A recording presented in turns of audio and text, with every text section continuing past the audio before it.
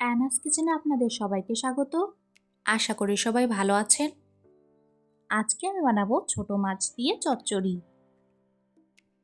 সবজিগুলো প্রথমে আমি ছোট করে কেটে নিয়েছি আলু, পটল, পেঁয়াজ, রসুন, কাঁচা লঙ্কা, বেগুন।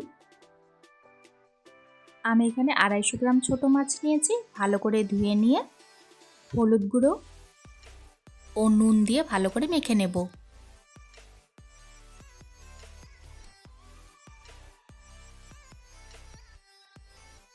মাছগুলো ভাজার জন্য প্যানে পরিমাণ মতো তেল দিয়ে গরম করে নেব।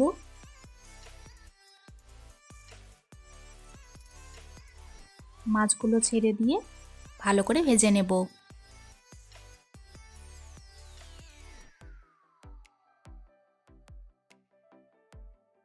মাছগুলো ভালো করে ভেজে নিয়েছি।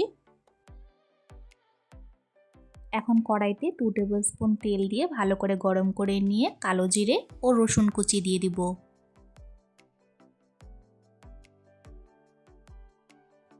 এরপর দুটো পেঁয়াজ কুচি ও কয়েকটি কাঁচা লঙ্কা দিয়ে দিব। স্বাদ মতো নুন দিয়ে ভালো করে ভেজে নেব।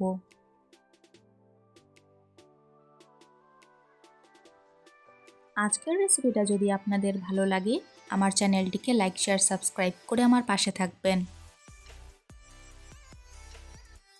পেঁয়াজ হালকা রঙাশা অবধি ভেজে নিয়েছি। এখন কেটে রাখা আলু দিয়ে দিব।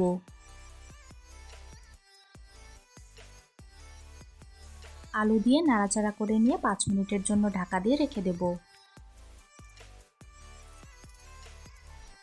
5 মিনিট পর বেগুন ও পটল দিয়ে দিব।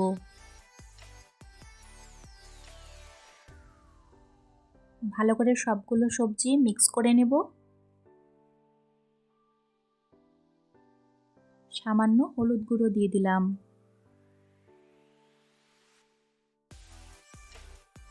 ভালো করে নাড়াচাড়া করে নিয়ে আরও 5 মিনিটের জন্য ঢাকা দিয়ে রেখে দেব।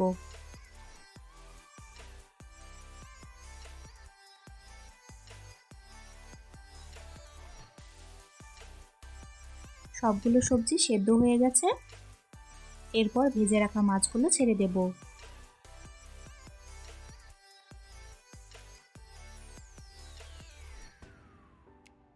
মাছ দিয়ে সবকিছু ভালো করে মিশিয়ে নেব।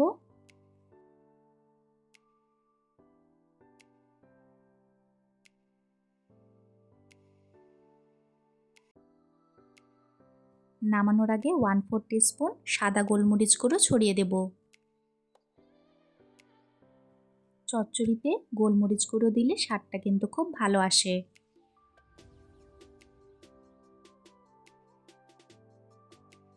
ব্যাস তৈরি হয়ে গেল আমাদের আজকের রেসিপি, খুবই টেস্টি ছোট মাছের চচ্চড়ি।